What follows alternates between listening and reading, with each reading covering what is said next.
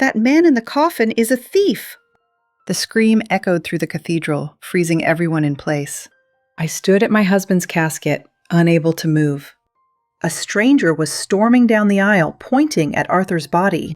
He stole my life savings. He ruined me. I waited for someone to stop him.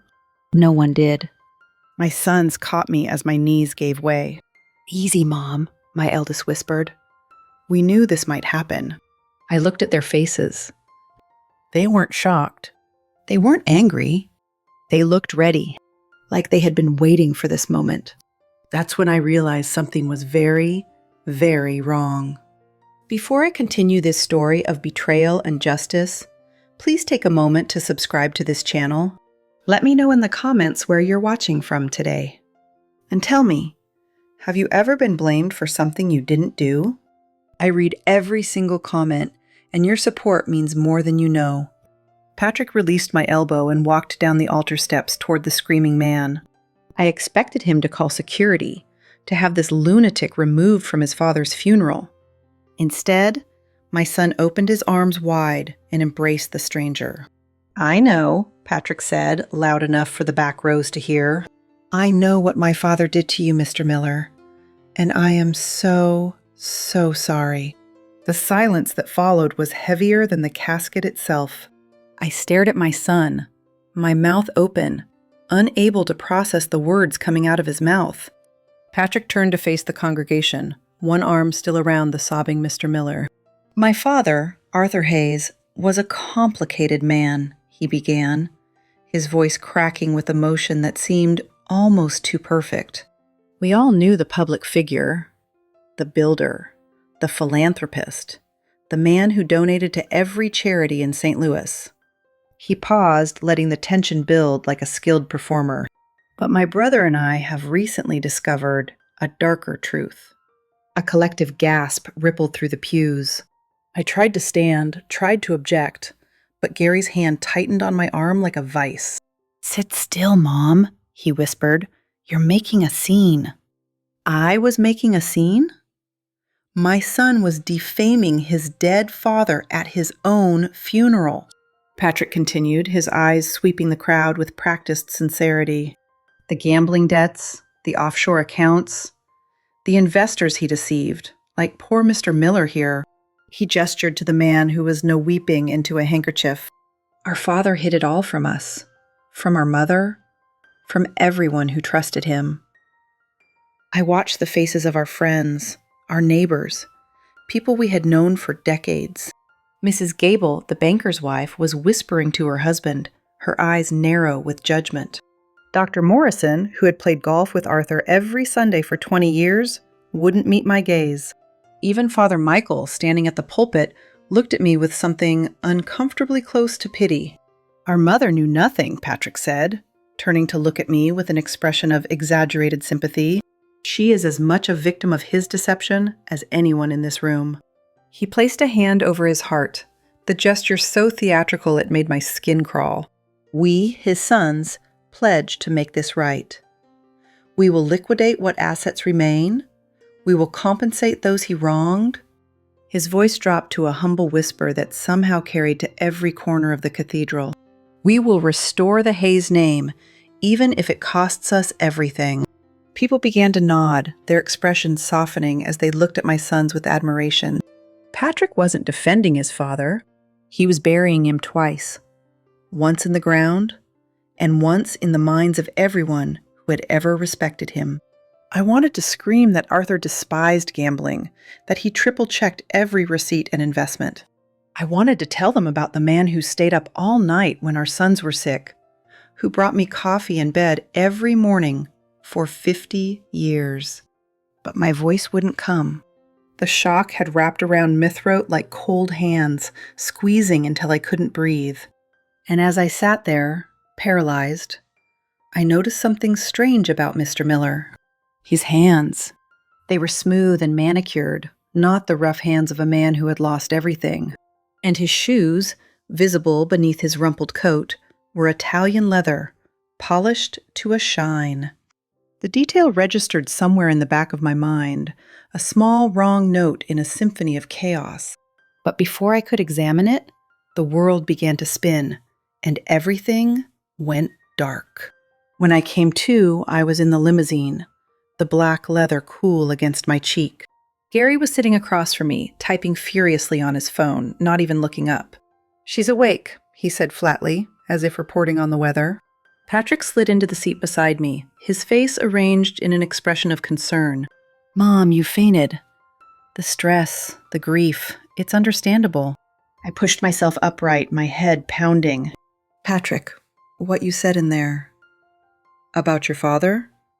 None of it is true." Patrick sighed, the way you might sigh at a child who doesn't understand simple math. "Mom, I know this is hard, but we've seen the evidence. Dad's offshore accounts, the wire transfers." "What offshore accounts?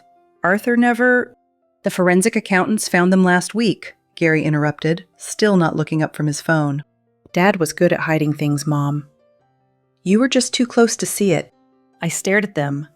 These two men I had raised, nursed through fevers, cheered at graduations.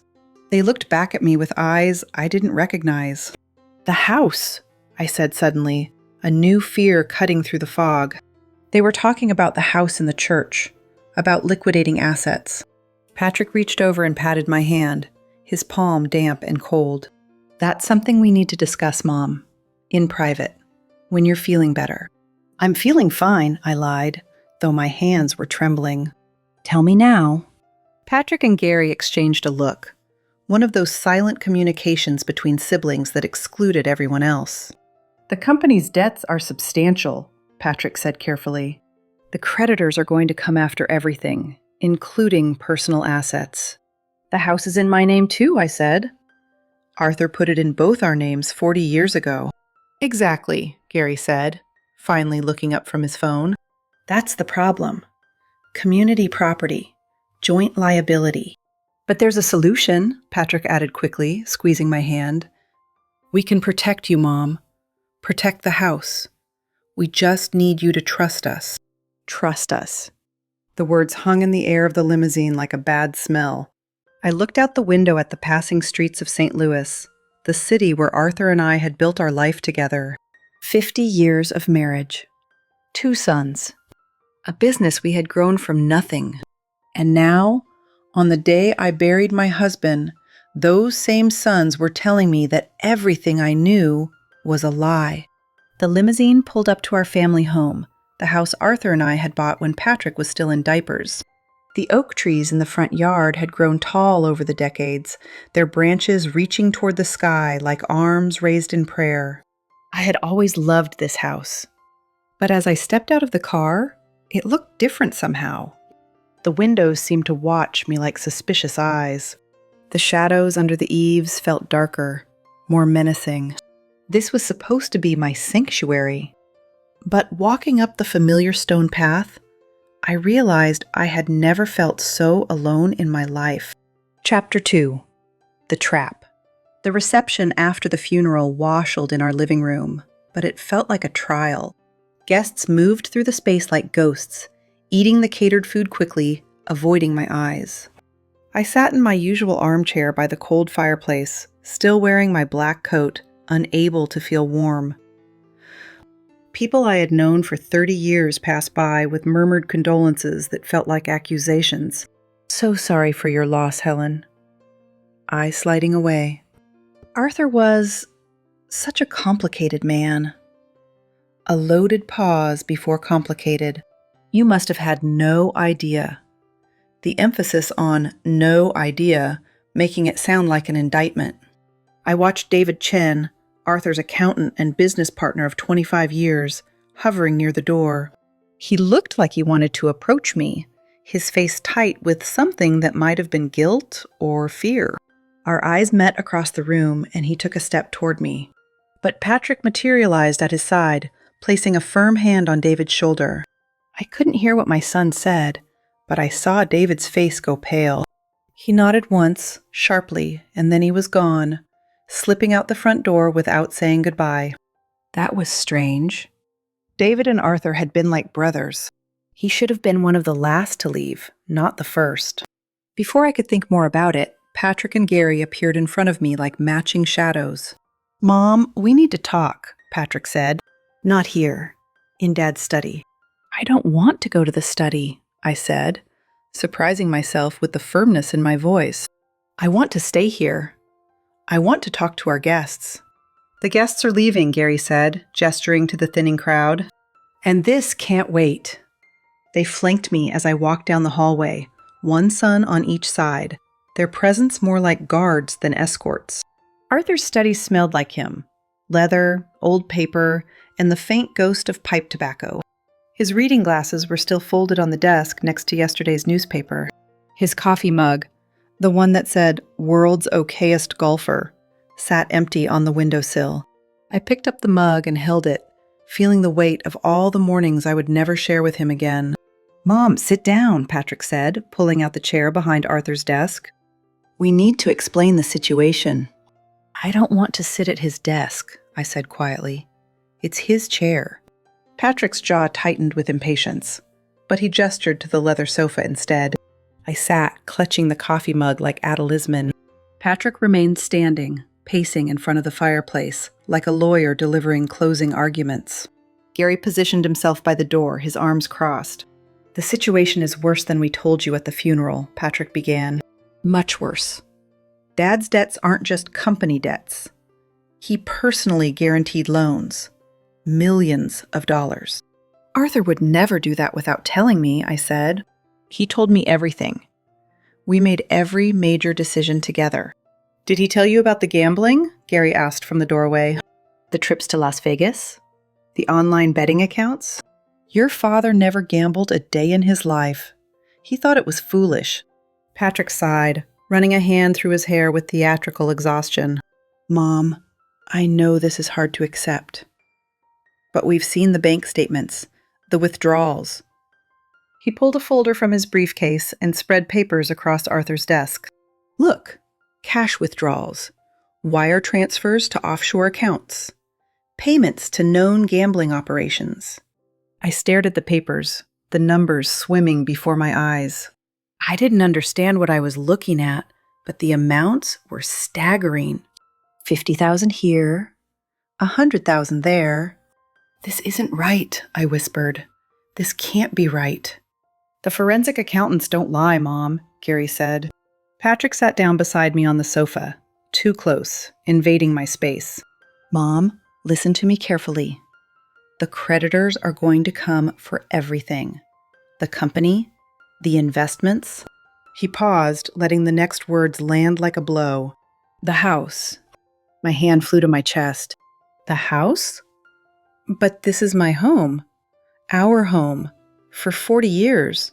And that's exactly why we need to act fast," Patrick said, his voice dropping to an urgent whisper. "There's a way to protect you. Protect the house. But you have to trust us." He pulled out another document, thicker than the others, bristling with colored tabs marking signature lines. "We need you to sign the house over to a family trust.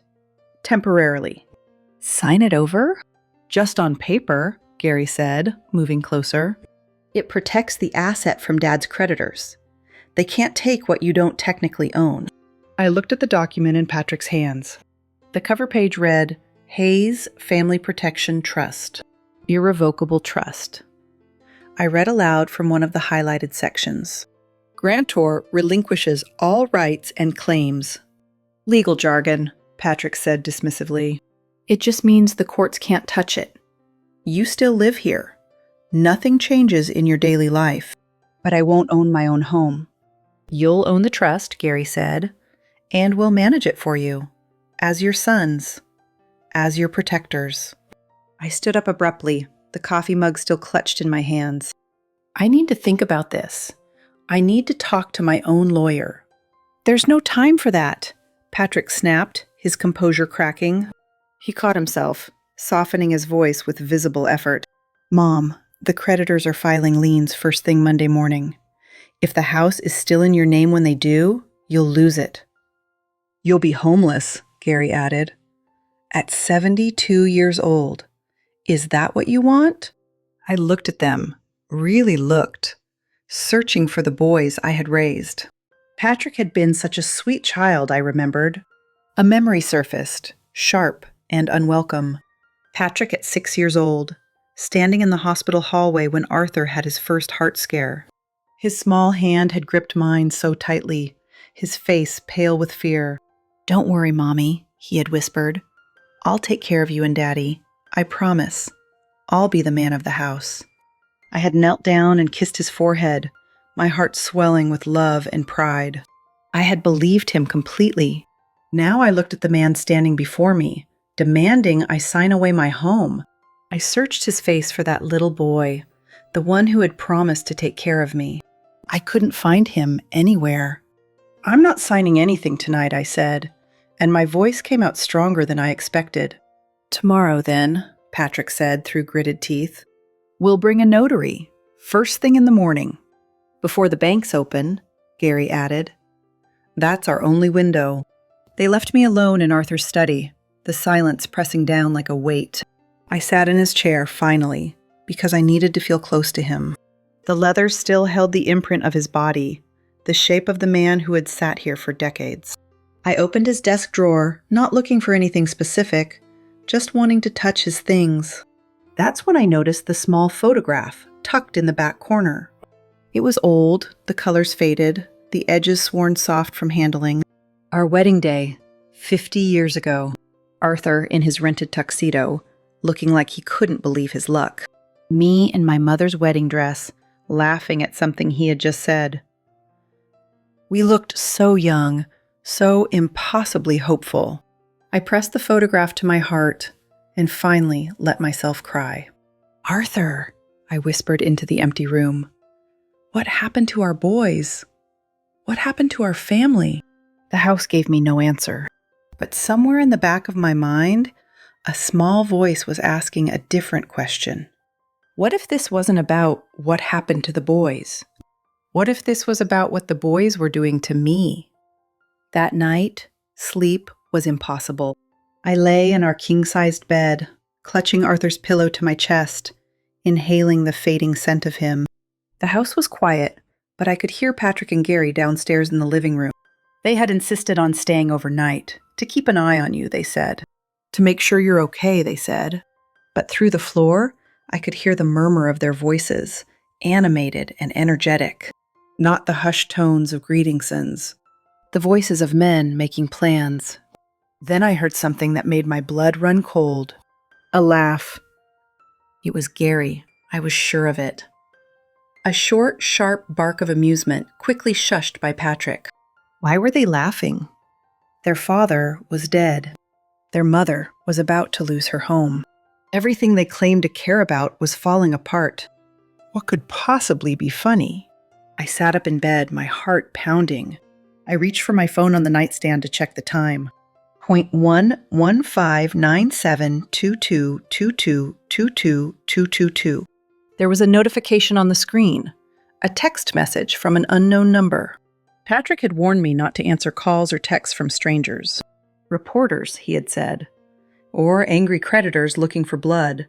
But something made me swipe the screen anyway. The message was short, only 2 lines. Arthur didn't gamble. He didn't steal. Check the hidden floorboard. Don't trust the boys. I stared at the words until they blurred. Hidden floorboard. I knew exactly what that meant. 40 years ago, when we first bought this house, Arthur had installed a small safe under the floorboards in his study closet. Emergency supplies, he had called it. Cash, passports, important documents. Things we might need if we ever had to leave quickly. We had never used it. Over the years, I had forgotten it even existed. But someone hadn't forgotten. I typed a reply with trembling fingers. Who is this? The response came immediately. A friend who knows the truth. Be careful, Helen. They are watching. I deleted the entire conversation, my instincts screaming at me to leave no trace. Then I got out of bed and crept to the bedroom door, pressing my ear against the wood. The voices downstairs had stopped. The house was silent. I eased the door open, wincing at every creak of the hinges, and tiptoed down the hallway toward Arthur's study. The door was closed. I tried the handle. Locked. My sons had locked me out of my own husband's study. My hand trembled on the doorknob as the reality of my situation began to crystallize. I was a prisoner in my own home, and the prison guards were my own children. Chapter 3. The Cracks. I barely slept that night, my mind racing with questions I couldn't answer. The next morning, I came downstairs to find the kitchen already occupied. Patrick and Gary sat at the table, freshly showered and dressed in crisp business suits. Between them sat a woman I had never seen before, a notary's stamp and a stack of documents arranged in front of her. "Good morning, Mom," Patrick said, standing to pull out a chair for me. "This is Miss Klein. She's here to help us with the paperwork."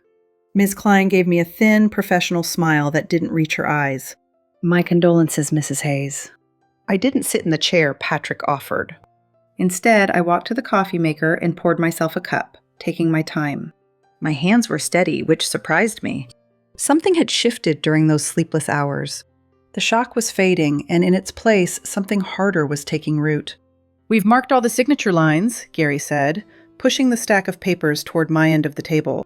"It's straightforward. Just sign where you see the yellow tabs."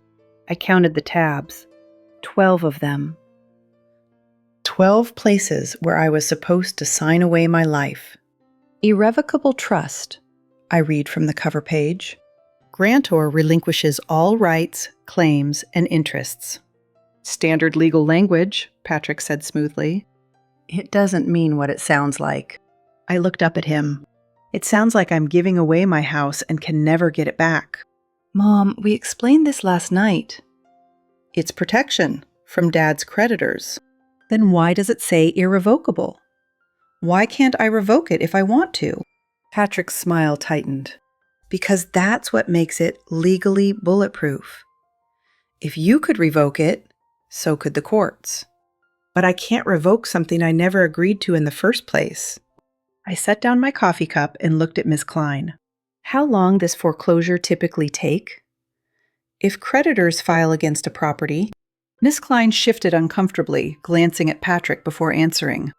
"Well, Mrs. Hayes, foreclosure is a lengthy process, typically several months at minimum." "Several months," I repeated, "not several hours, not before the banks open." Patrick's face flushed red. "The timeline is more complicated than that, Mom. There are emergency liens, expedited proceedings. Then I have time to consult my own attorney." The room went very quiet. Gary stood up slowly, his chair scraping against the floor. "Mom, you're not thinking clearly. The grief, the stress, it's affecting your judgment." "My judgment seems perfectly clear to me." "You're confused," Patrick said, his voice hardening. "You're elderly, you just lost your husband, and you're showing signs of cognitive decline." I stared at him, the words landing like physical blows. Cognitive decline. My own son was calling me senile. "I scored perfectly on my last medical evaluation," I said quietly. 3 months ago. Dr. Patterson was very pleased. "Grief can accelerate these things," Gary said, moving to stand beside his brother. "We've been discussing it with specialists. The sudden onset of paranoia, the resistance to help from family. These are classic signs of early dementia," Patrick added, as if reciting from a textbook. "We only want what's best for you, Mom. We're trying to protect you." "From what? From my own home?" "From yourself," Patrick shouted, slamming his hand on the table. The coffee cup jumped. Ms. Klein flinched. Patrick caught himself, drawing a deep breath, rearranging his features into a mask of concern. "Mom, I'm sorry. I didn't mean to raise my voice. This is just... it's hard for us, too." "We sacrificed everything for this family," Gary added, his voice thick with self-pity. "Our careers, our marriages. While Dad was gambling away our futures." "And now you won't even trust us to help you?" Patrick said. "After everything we've done. It hurts, Mom. It really hurts." I looked at them, these strangers wearing my son's faces. "Where's the key to Arthur's study?" I asked. The question caught them off guard. "What?" Gary asked. "The study. It was locked last night. I want the key." Patrick and Gary exchanged one of their silent looks. "We had to secure the room," Patrick said carefully. "There are sensitive financial documents in there. Evidence for the bankruptcy proceedings." "Evidence of what?" "Of Dad's crimes, Mom. We can't let anyone tamper with it." "I'm not anyone. I'm his wife. I have a right to his papers." "The lawyers are handling the papers," Gary said. "You wouldn't understand them anyway." I set down my coffee cup with deliberate calm. "Ms. Klein," I said, addressing the notary directly, "thank you for your time. I won't be signing anything today." Ms. Klein practically leaped from her chair, gathering her documents with obvious relief. "Of course, Mrs. Hayes. Take all the time you need." "Mom," Patrick's voice was sharp enough to cut glass. "If you don't sign today, we can't help you." "Then I suppose I'll have to help myself." I walked out of the kitchen without looking back, my heart hammering against my ribs. I expected them to follow me, to grab me, to force me back to the table, but they let me go. And somehow, that was more frightening than anything else. I went upstairs to my bedroom and locked the door behind me. For a long moment, I just stood there, trembling, amazed at my own courage. Then I pulled out my phone and called the number from the mysterious text message. It rang 3 times before a familiar voice answered. "Helen? Thank God. Are you okay?" "David?" I whispered. "David Chen?" "Yes, it's me. I've been trying to reach you, but I was afraid to be too direct." "You sent the text message about the floorboard." "I did. Helen, listen to me carefully. Arthur wasn't a criminal. He wasn't a gambler. Everything your sons are telling you is a lie." My legs gave way and I sank onto the edge of the bed. "How do you know?" "Because Arthur told me. Before he died." David's voice cracked with emotion. "We had dinner together 3 nights before his heart attack. He was scared, Helen. Really scared." "Scared of what?" "Of Patrick and Gary. They've been stealing from the company for years, embezzling funds for their own businesses." "What businesses?" "Patrick has an investment firm that's hemorrhaging money. Gary's car dealership is deep in debt. They've been using the company accounts to cover their losses." I closed my eyes, trying to process what I was hearing. "Arthur found out about 6 months ago," David continued. "He confronted them, told them he was going to report them, cut them off. And then they threatened him. Threatened you. Said if he went to the authorities, they would make sure everyone believed he was the criminal. They would frame their own father? They did frame him, Helen. The gambling debts, the offshore accounts, none of it is real. It's all fabricated evidence they created to shift blame. But Arthur had a heart attack. It wasn't natural causes." There was a long pause on the line. "Helen, Arthur's heart was weak, and he was under incredible stress. Patrick and Gary knew exactly how fragile he was." "You're saying they killed him?" "I'm saying they pushed him to the breaking point and didn't care what happened." The room seemed to spin around me. "David, I need proof. I can't accuse my own children without proof." That's why Arthur hid the evidence. The real ledger, the wire transfer records, everything is in that safe under the floorboards. "They've locked me out of the study. Then you need to find another way in. Helen, whatever you do, don't sign anything they put in front of you." I already refused. "Good. That's going to make them desperate. They need your signature to complete the transfer of assets. Without it, their whole plan falls apart." "What should I do?"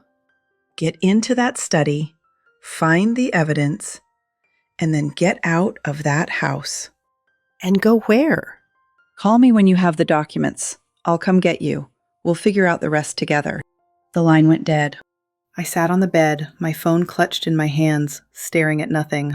Everything I thought I knew was crumbling around me. My husband wasn't a criminal. My sons were. And they were willing to destroy everything. their father's memory, my home, my sanity, to cover their tracks. I thought about the little boy who had promised to take care of me, the child who had picked dandelions from the backyard and presented them to me like precious jewels. "For you, Mommy," he would say, his face shining with innocent love. Where had that child gone? How had he become this cold-eyed stranger who called me senile and demanded I sign away my home? I didn't have time to mourn the son I had lost. I had to save myself from the man he had become. I looked at the clock. 59375.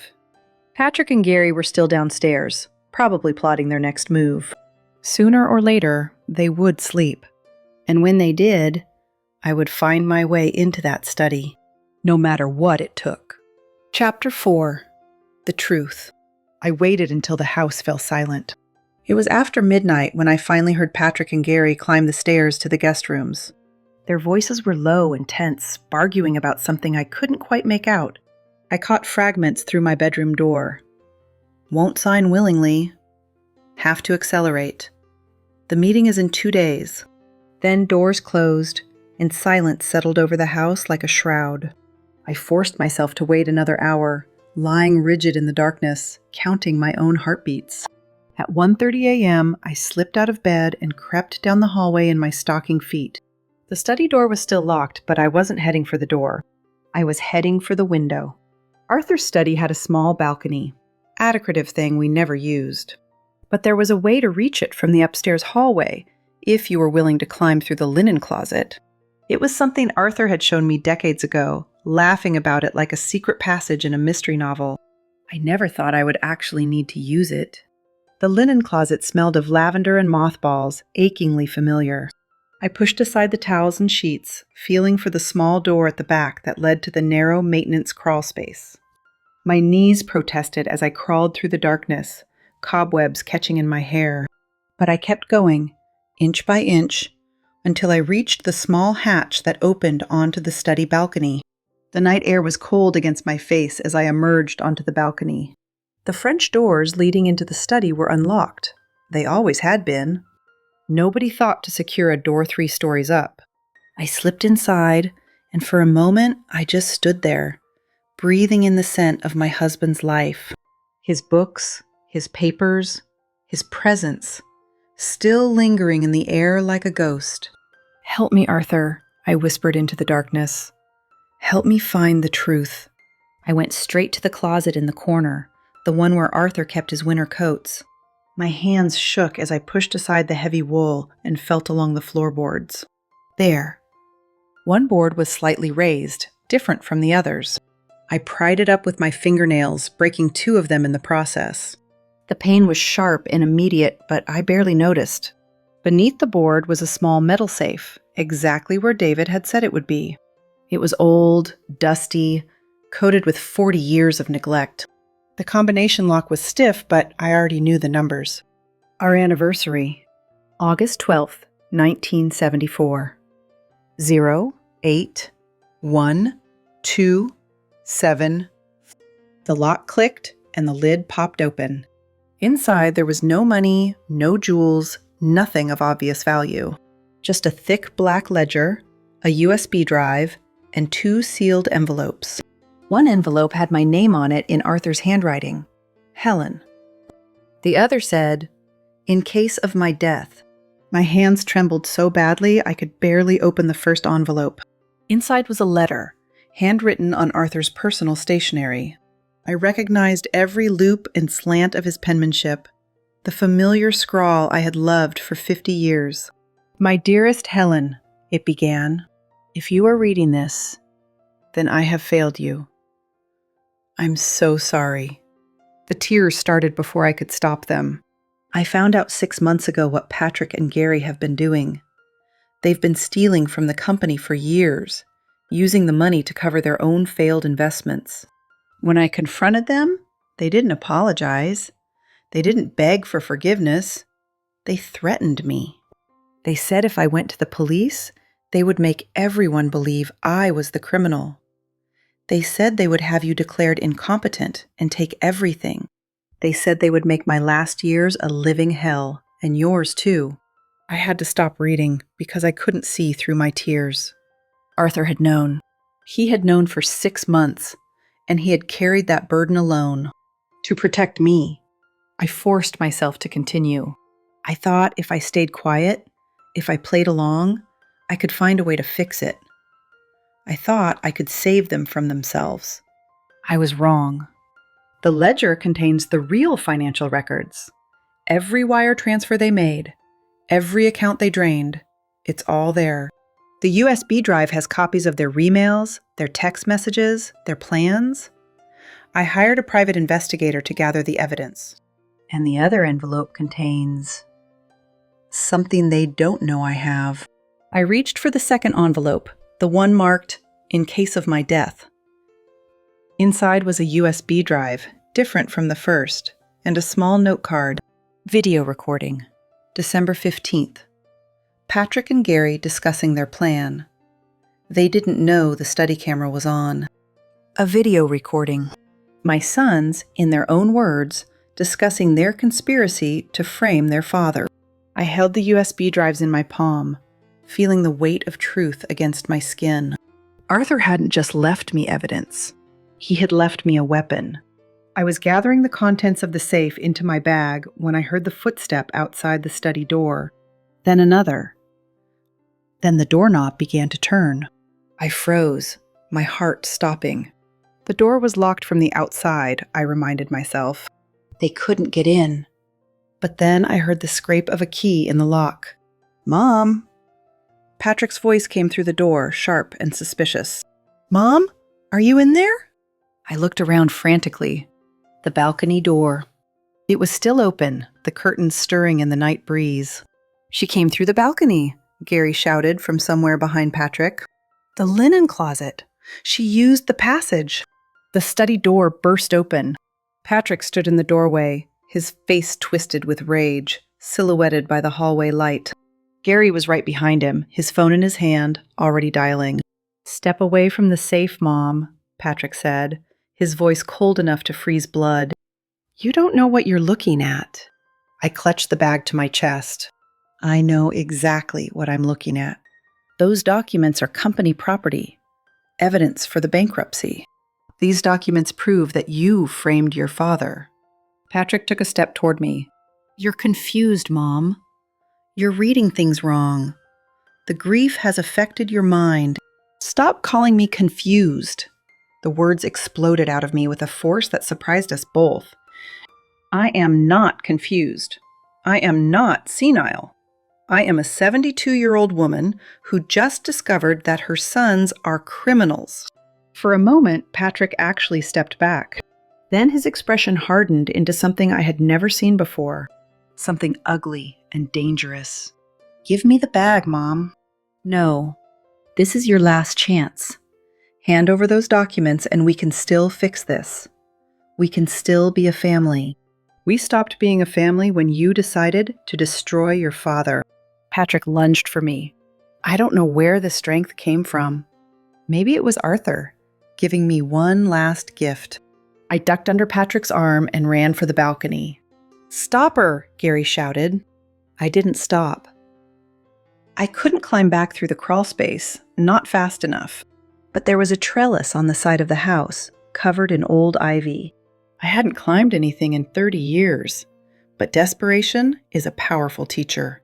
I swung myself over the balcony railing and grabbed the trellis. It groaned under my weight, but it held. I climbed down, my arms screaming, my heart pounding, the bag banging against my hip. Above me, I heard Patrick cursing, heard Gary running for the stairs. I hit the ground and stumbled, my ankle twisting painfully. But I didn't stop. I ran across the dark lawn toward the gate that led to the service road. Behind me, the house lights were blazing to life. I heard the front door slam open. "Mom, stop! You're going to hurt yourself!" I didn't stop. The gate was right there, 20 feet away. 10 feet. 5. I fumbled with the latch, my fingers slippery with sweat. It opened. On the other side, David's car was waiting, engine running, headlights off. I threw myself into the passenger seat.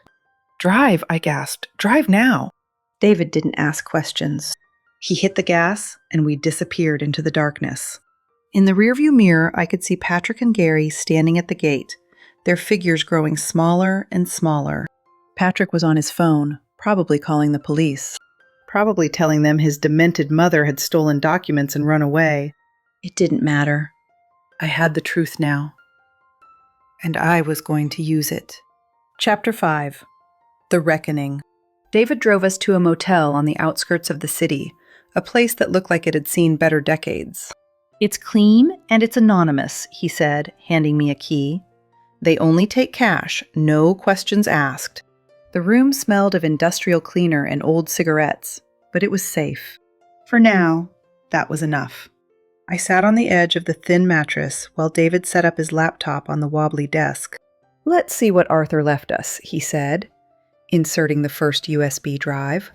The screen filled with spreadsheets, hundreds of rows of numbers and dates. This is the real ledger, David explained, scrolling through the files. Every transaction Patrick and Gary made. Look here. He pointed to a highlighted row. October 12th. $200,000 transferred to Fastlane Motors. That's Gary's dealership. Another row. November 5th. $150,000 to an offshore account registered in Patrick's name. The numbers kept scrolling, atoming parade of theft and deception. They stole over $5 million, I whispered, and they were planning to blame every penny on Arthur. David inserted the second USB drive, the one from the envelope marked, "In case of my death." A video file appeared on the screen. I held my breath as David clicked play.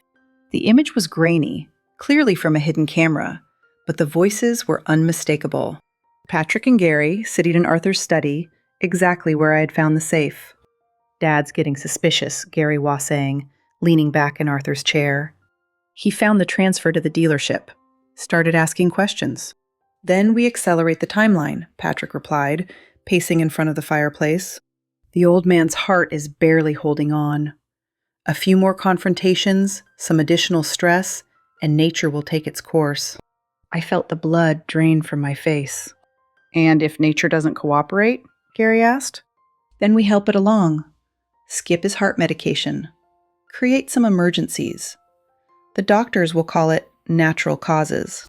Gary laughed, that same short, sharp laugh I had heard the night of the funeral. And Mom? Mom will do whatever we tell her. She's old, she's naive, and she thinks we hung the moon. But if she doesn't cooperate? Patrick smiled, and it was the coldest thing I had ever seen. Then we have her declared mentally incompetent.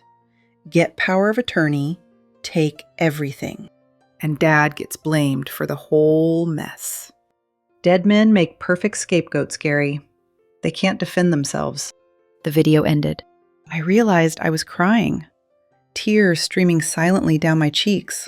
They had planned it all. Not just the theft, not just the framing. They had planned to let their father die, maybe even helped him along. Helen, David said gently, there's more. He pulled up another file, an email chain between Patrick and someone named R. Miller. Performance details for the memorial service, the subject line read. Mr. Miller is an actor, David explained. Patrick hired him to disrupt the funeral.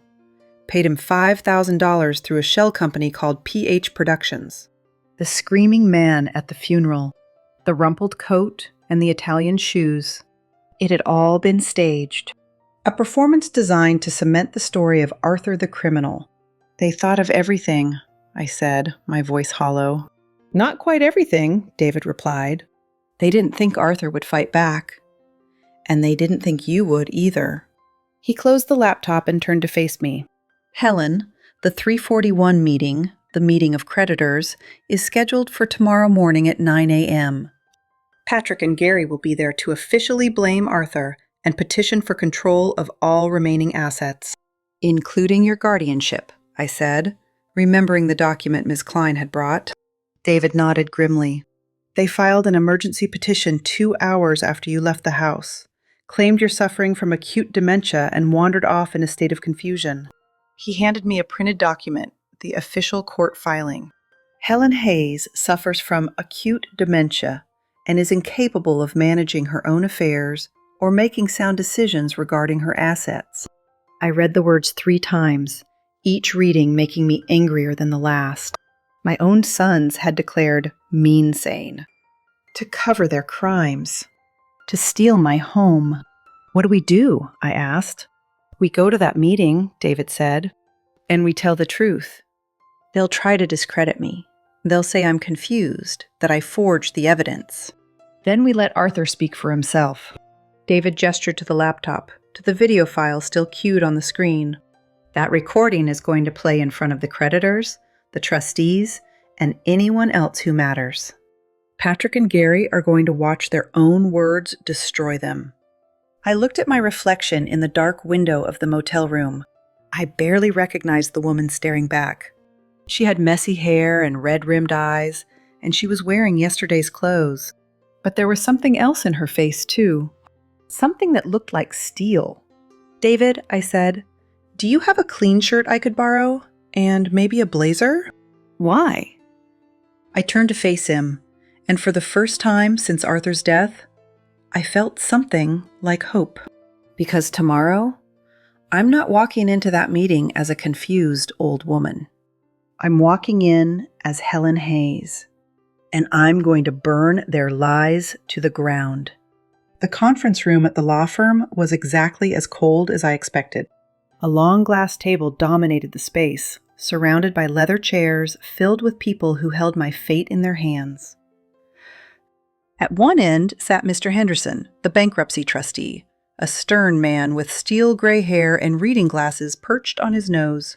Along the sides sat the bankers, the lawyers, the representatives from various creditor institutions. And in the back corner, 2 men in inexpensive leather jackets who didn't quite fit with the others. They had hard eyes and harder faces, and they watched the proceedings with predatory patience. The loan sharks, I realized. The dangerous people Arthur had warned about. At the head of the table sat Patrick and Gary. They looked immaculate, freshly groomed and dressed in matching Italian suits, every inch the responsible heirs. Patrick was speaking when I arrived, his voice heavy with rehearsed grief. Our father's actions were deplorable, he was saying. He deceived everyone who trusted him, especially our poor mother. Gary nodded solemnly beside him. We've filed for emergency guardianship to protect her. She's suffering from dementia and is unable to make sound decisions. A tragedy compounding a tragedy, Patrick added, shaking his head sadly. But we're committed to making things right, to honoring our father's debts and protecting our mother's remaining years. Mr. Henderson was nodding, making notes on a legal pad. The bankers looked sympathetic. Even the loan sharks seemed satisfied with the narrative. Very well, Mr. Henderson said. If there are no objections, we'll proceed with the emergency guardianship and begin asset liquidation to cover the outstanding debts. I object. Every head in the room turned toward the door. I stood in the doorway, David beside me, the USB drives clutched in my hand. I wasn't wearing black mourning clothes. I was wearing my sharpest navy blue blazer, the one Arthur had always said made me look like a CEO. My hair was brushed, my chin was high, and my eyes were clear. Mom? Patrick rose from his chair, his face draining of color. What are you doing here? Sit down, Patrick. My voice didn't tremble, not even a little. Mrs. Hayes, Mr. Henderson said, looking concerned. Your sons indicated you were incapacitated. My sons indicate a lot of things, Mr. Henderson. Most of them are lies. I walked to the empty chair at the opposite end of the table, directly facing my sons. The room was utterly silent except for the click of my heels on the marble floor. This is a mistake, Gary stammered, glancing nervously at the men in leather jackets. She's confused. She doesn't know what she's saying. I know exactly what I'm saying. I plugged the USB drive into the room's presentation system before anyone could stop me. I'm saying that my husband, Arthur Hayes, was not a criminal. I'm saying that the only criminals in this room are sitting at the head of this table. "Stop her," Patrick shouted, lunging toward me. "Sit down," Mr. Henderson barked, slamming his hand on the glass table. "Mr. Hayes, you will conduct yourself appropriately, or you will be removed." Patrick froze, his face twisted with rage. "Thank you, Mr. Henderson," I said calmly. "Now, if you'll all direct your attention to the screen." I clicked the first file. The spreadsheet appeared, the real ledger, Arthur's meticulous record of every theft. "This is not a record of gambling debts," I announced. "This is a record of embezzlement by Patrick and Gary Hayes." I pointed to the highlighted rows. October 12th. $200,000 to Gary's failing car dealership. November 5th. $150,000 to Patrick's offshore account. December through February. Over $2 million in transfers to cover bad investments and personal debts. The bankers were leaning forward now, studying the numbers with professional intensity. "This is fabricated," Patrick shouted. "She created these documents. She's delusional." "Am I?" I clicked the second file. "Then perhaps you'd like to explain this?" The video began to play. Arthur's study. Patrick and Gary caught on hidden camera. Dad's getting suspicious. We accelerate the timeline. Nature will take its course. The room watched in horrified silence as my sons discussed their father's death like a business strategy. Skip his heart medication. The doctors will call it natural causes. And Mom will do whatever we tell her. Dead men make perfect scapegoats. When the video ended, the silence was absolute. Patrick had gone white as paper. Gary was openly weeping, his head in his hands. The men in leather jackets were on their feet, their hard eyes fixed on my sons with a look that made my blood run cold. They weren't here as neutral observers, I realized. They were here because Patrick and Gary owed them money. Money that was supposed to come from the assets they were stealing. Money that now wasn't coming at all. "Mr. Henderson," I said, my voice steady despite the hammering of my heart, "I believe you have a case of criminal embezzlement, fraud, and possibly accessory to wrongful death." Mr. Henderson's face had transformed from skepticism to cold fury. "Yes, Mrs. Hayes," he said. "I believe we do." He nodded to the security guard at the door. "Please detain these two gentlemen until the police arrive." "Mom!" Gary cried out as the guard moved toward them. "Mom, please, help us! We're your sons!" I looked at him, this stranger who had once been my child. "I helped you your whole lives," I said softly. "I paid for your schools, your cars, your weddings, your mistakes." I glanced at the frozen image of Arthur on the screen, his face tired and sad. "But I won't pay for your sins." Patrick turned on me, his face twisted with hatred. "You're destroying this family. You're ruining us." "No, Patrick," I said, feeling a single tear roll down my cheek. "You destroyed this family when you decided to kill your father's reputation to save yourselves." "I'm not destroying anything. I'm saving the only thing worth saving. Your father's honor." As the police led them away in handcuffs, past the bankers who watched with disgust, past the loan sharks who watched with something far more dangerous, Patrick refused to look at me.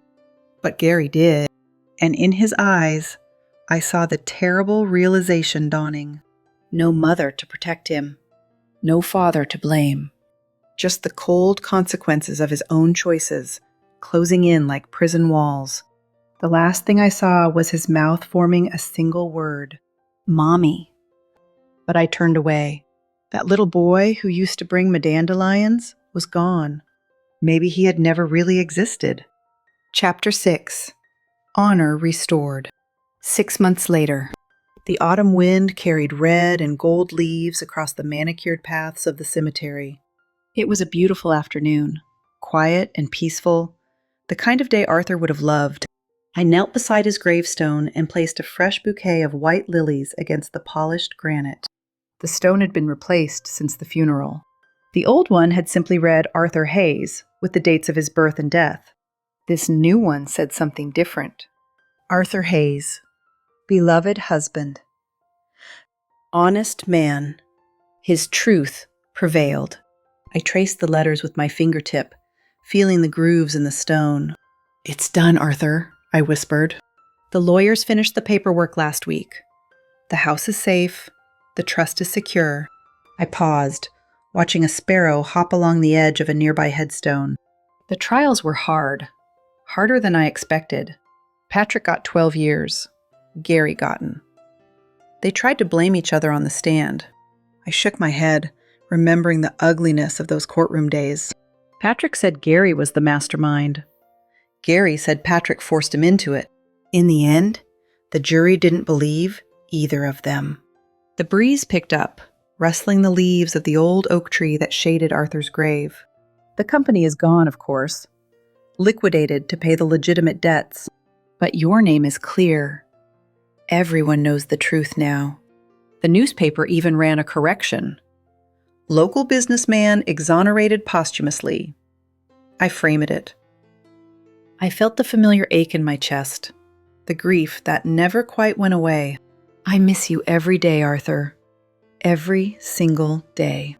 I wake up reaching for you. I still make 2 cups of coffee every morning. 50 years of habit doesn't disappear just because you're gone. A footstep crunched on the gravel path behind me. David approached slowly, giving May space to finish my private moment. He had been my rock through all of this. My advisor, my friend, my connection to the man Arthur had been. Take your time, Helen, he said softly. I stood up, brushing the grass from my knees, and placed a small stone on the top of the gravestone. David had taught me that tradition, a Jewish custom of leaving a marker to show that someone had visited. I keep thinking about when they were little, I said, not turning around. Patrick used to pick dandelions from the yard and bring them to me like they were roses. Gary used to hide behind my legs whenever strangers came to the house. I remember, David said. Arthur used to tell me about it. He was so proud of those boys. What happened, David? How did they become what they became? David was quiet for a long moment. I don't know, Helen. Maybe they always had it in them. Maybe success went to their heads. Maybe they just wanted more than they were willing to earn. I gave them everything, I said. Arthur gave them everything. Maybe that was the problem. I turned to look at him. You think we spoiled them? I think you loved them. And sometimes, love isn't enough to make someone good. We walked together toward the cemetery gates, the afternoon sun warm on our faces. What will you do now, Helen? David asked. I thought about the empty house waiting for me, the rooms full of memories and silence. I've been thinking about that, I said. The women's shelter downtown, the one Arthur used to donate to, they need volunteers. And there's a community college nearby. They have a program for seniors who want to finish their degrees. David raised an eyebrow. You're going back to school? I never finished my bachelor's degree, you know. Got married and started raising children instead. I smiled, surprising myself with the lightness of it. I was going to be an art historian. Did Arthur ever tell you that? He did, actually. He said you knew more about Renaissance painting than most professors. Well, maybe it's time to make it official. We reached the cemetery gates, and I paused for one last look back at Arthur's grave. The white lilies stood bright against the gray stone. The sparrow had returned, perched on top of the headstone like a tiny guardian. Thank you, Arthur, I whispered. For everything. For the evidence, for the protection, for 50 years of love. I'll make the rest of my life worthy of what you gave me. David offered me his arm, an old-fashioned gesture that felt exactly right. I'm making tea at the house, I said, taking his arm. And I finally started knitting again. Not another scarf, I hope, David said with a small smile. No, I said, looking up at the clear blue sky. I was thinking something different this time, something with more structure. Like what? Like a blanket. Something warm and sturdy. Something that will last. We walked out through the gates, leaving the cemetery behind. The leaves crunched beneath our feet. Somewhere in the distance, church bells were ringing. I was 72 years old. I was a widow. I was, for all practical purposes, childless. But as I walked away from my husband's grave, I realized something I hadn't felt in a very long time. I was at peace. Not the peace of giving up or forgetting, the peace of knowing that the truth had won, that justice, however imperfect, had been served, that the man I loved was resting not in shame, but in honor. The house was waiting for me. Not an empty house, I realized, but a house full of memories, full of 50 years of love and laughter and ordinary days that had seemed unremarkable at the time. I would tend to those memories. I would plant Arthur's garden in the spring. I would hang his photograph in the living room where the light was best. I would live the rest of my days in the home we had built together. And when my time came, I would be buried beside him, under a stone that said, Helen Hayes, beloved wife. She fought for the truth. But that day was not today. Today, I was going home to make tea. Today, I was going to start knitting something that would last. Today, I was going to live. Thank you for watching this story until the very end. It wasn't easy to tell, but the truth rarely is. If you were in my shoes, would you have turned your own children over to the police? Or would you have protected them, even if it meant letting your husband's memory be destroyed? I really want to know what you think, so please share your thoughts in the comments. And if this story touched your heart, please give it a like and subscribe to the channel. Your support helps me share more stories of truth, justice, and the complicated love of family. Until next time, remember this: the truth doesn't cost anything, but a lie can cost you everything. Goodbye for now.